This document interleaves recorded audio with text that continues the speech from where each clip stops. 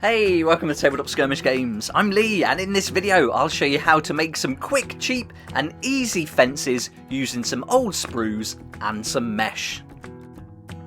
Let's get straight into it then, and here are the sprues that I'm going to be using, and this was taken from the C130 that I built a little while ago on the channel, and there's some great sections in here that are just the right size. Then I'm going to use this air conditioning vent mesh, and I'll put a link for that down below if you want to get the exact stuff I use, but you can use a lot of different types of mesh for this.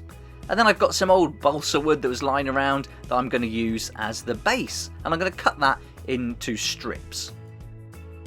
The tools I'll be using are this Stanley blade here, and then I've also got some clippers. Any clippers are going to work. I've got a drill bit as well. I'll also be using some scissors, and this drill bit I'm going to make sure measures up to the thickness of the sprue. Alright, so I'm going to cut this into strips first, and I've done one, so I measured just the first one, and I'm not doing this really precise. I want it to be quick and easy, so I'm just going to use the first one I've measured, and then use that as a guide and template to cut the others. And first I'm going really gently here, just doing a little scoring line with hardly any pressure on the blade, just in case I slip. And now I've got that, I can go in a little bit deeper, put a bit more pressure on it now, and then I feel a lot safer doing it this way. Of course you could get some kind of ruler that's got a guard on there, that would be helpful, but I just find this is an easy way to do it. I've cut a few corner pieces as well, or two altogether, some long strips and some shorter strips to give myself lots of options. And then I've cut out all the strips for the mesh itself. I want this to be about 2.5 inches, and that's going to tie in with my game Population Z with the climbing and falling rules. And again, I'll measure one and then use that as a template for all the others. And the great thing with this mesh is it's got all these lines on there, so I'll put a little snip in there so it's the right height, and then I can use that line of the mesh as my guide to cut along. So, and I find the scissors was the easiest way to do this. I tried with the clippers and it was really hard, but this worked a treat. Good pair of scissors, you'll have these all snipped up in no time, and I've just done loads of strips there, making sure it's long enough to go across the sprues and certainly the double sections of sprues that you're going to see next. Now here's one piece of the sprue, and I've just trimmed it off, and then I'm going to pick out these pieces here. Same thing, I measure one of them and then use that as a template for all the others. And I'm not trying to make this exact, or it's not for a railway or anything like that. It's going to be for skirmish games, so I just want it to look effective and, you know, get it made quite quickly so I can get playing with it on the table, which is the main thing. So I'm trimming off these sections, then getting rid of all the little bits in there, get rid of those with the snippers, and then that's just going to leave the basic frame of the sprues. Get rid of that last bit there, and there we go. So that's what we're left with. Now it's a case of just trimming off all these little bits that are sticking off. I'm just using the Stanley blade there and just trimming that down, and then you can file it if you wanted to. I like to just use the blade and scrape away from myself to get it nice and smooth.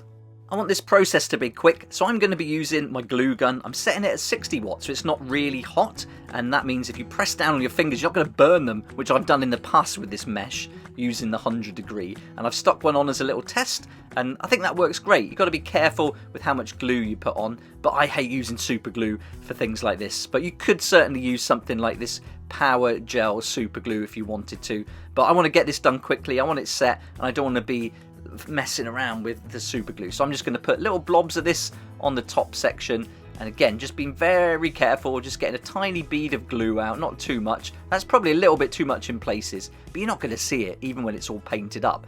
Because this is on 60 watt, that low setting, it's going to be not that hot, so I'm just going to do the end first, line it up, and then push down. And now I'm pushing down on the mesh. It doesn't matter if the glue comes through, that's not burning. If it was 100 watt, that would certainly burn, that would really hurt, but doing it like this is no problem. And then any excess glue that squeezes out, you can just like pull away at this stage and get rid of that. We'll tidy it up later as well. And then I'll just go along, putting little beads of glue all around the different sections until every part of that is glued down. And notice I've left a little bit at the bottom. There's some stringy bits here too, but again, you just pull them off and then just give that a squeeze there, pinch it away now, and then later on you can use a knife as well if you wanted to, and just pick it off and get it all nice and flush, and that doesn't take long at all. So doing it like this is definitely quicker than super glue. And there we go, I've glued everything together, and now it's time to put the bases on, and this should give you a good idea of the height of the fence. There's one of my infinity miniatures. Alright, notice at the bottom there I've got a little bit of a gap and that's because I want to drill some holes in this balsa wood to give myself a nice bit of stability. So I'm going to just offer that up there, make sure I've got the drill bit about the right size. Had to trim the little bits of the sprue a tiny bit just to make sure they fit in this hole. And now I left my drill in the boot of the car, and my wife took the car, so I had to do this by hand. Luckily it's balsa wood, so it's really easy to drill through, but a drill would certainly help, or a Dremel or something like that would speed this process up, but not to worry, we got it done. So I just drill all the holes in place, and then use a pen to mark it up if you want to. That would probably be easier, but I'm just making sure that I get it exactly in the right place by doing it this way. And then continue to drill those holes out, and then that's going to fit in really nicely, and that's sturdy already without any glue. That stands up. Now again, you could super glue it in, but I'm going to stick to the hot glue, so I'm just going to put a little blob in each hole, and then that's going to hold it and set it in place. This glue is going to spill out, but don't worry, because we're going to cover that up later on when we do the basing. I'm a big fan of hot glue, and I like doing things quite quickly and getting them on the table fast, and so there is a compromise between the finish, you know, being super precise and actually being playable, and I err towards getting it playable as quick as possible. I want to get this on the table, get some pictures, and get playing with it. So there we go, we've glued that in. That's going to hold really fast, and make sure it's standing up straight as well. And I've done that with all the pieces now, and you can see on some of them I've twisted it and bent it back so it looks like you've broken through. That's going to add to some scenarios later on. And here's a close-up so you can have a real good look at it. I like this piece that's got the extra bit along the middle. I think that works really nicely.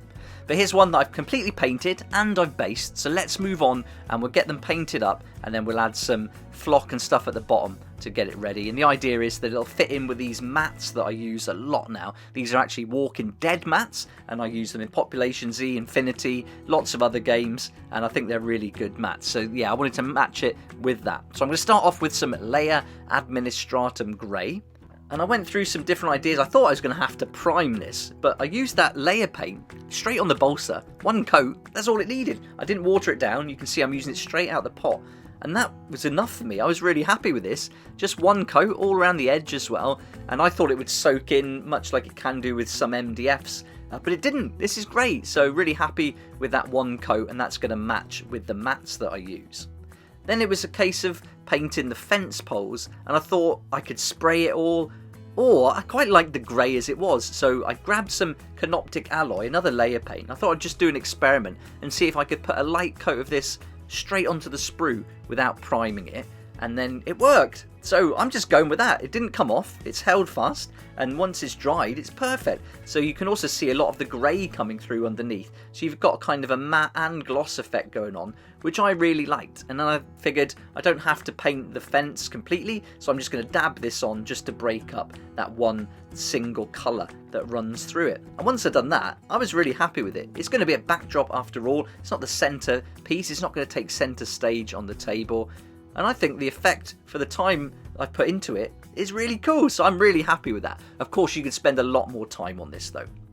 Alright, now doing some basing. So I've got this dark earth, and I've got some different materials, some of these little black pieces, little flocks. I've got some grass there as well. Also going to use these awesome autumn leaves, one of my favourite basing products, and I've got some static grass too. So we're going to start off by applying some of this Vallejo paste, and now I'm only going to put it around the base of the poles where I imagine leaves, any litter, little bits of dirt and grass are going to build up over time and start sprouting out of that concrete. I'll also drag it along a little bit as the wind would blow these little bits of rubble or rubbish along too, and then I'll put a few dots in between just to break up that grey. And then I'll start applying all the different flocks from left to right, just putting little bits at a time. And then I'll finish with the static grass because that's the smallest, finest material that will fill it in the gaps. And I'll get a pinch and push it in, and then what I do, just tap it off to get rid of any excess pieces. And then once you've done that, you can just turn it upside down and then just blow it a little bit, and that will make that static grass stand up. And you get a nice natural finish there. So a few of the leaves are stuck to the fence. That's okay. I'll just let it go where it's fell. And so really happy with that. And then as I do that all along it, that's the finished effect we're looking for. Now that's going to match up really nicely with the game mats. Let's get in close so you can see that static grass there standing up. And now we can have a look at it in action. I've got out the Catachan, I've got some of the tanks. The Catachan need somewhere to park their vehicles too. So let's set up a little Catachan car lot and have a close-up look at some of the different sections. So you can see that's working nicely with the mat now. I've got all the colours coming through from the mat, and then the grey is going to match the pavement parts as well. And then it looks really cool with these miniatures next to it. I love it. Loads of character. It certainly sets the scene. You could add some rust to it if you wanted to. You could even sand down these balsa woods to make them a bit smoother. But for me, this is great. This is playable. I'm really happy with it. I'll call this tabletop ready terrain, I think. And you can make things like checkpoints, you can rearrange the fences in different ways. You could even use it for more modern games like I've done here with Population Z. And you can see I've got the fence there twisted open. You could use this part as a gate so that can open, and then you can go into the compound, get the vehicle and escape on it if you wanted to. So these little fences can be put in all different ways. And there's a good 5.5 feet here, believe it or not. Doesn't look like it when you see it all laid out, but it's a lot of fence. And then we can even go sci-fi, and I've got my terrain from Infinity and some more Infinity miniatures, and I think it works nicely with that. Now I might be adding some barbed wire to the tops of these later on, and it'll be something that I can put on and off if I want to. So look out for a little video that I'll be doing soon that shows you how to make some super simple barbed wire for your miniature games. There you go then, that's how I made some quick, cheap and easy fences using some old sprues and some mesh, and I hope you enjoyed this video and found it helpful. I'd love to know what you think about it, so let me know in the comments section down below.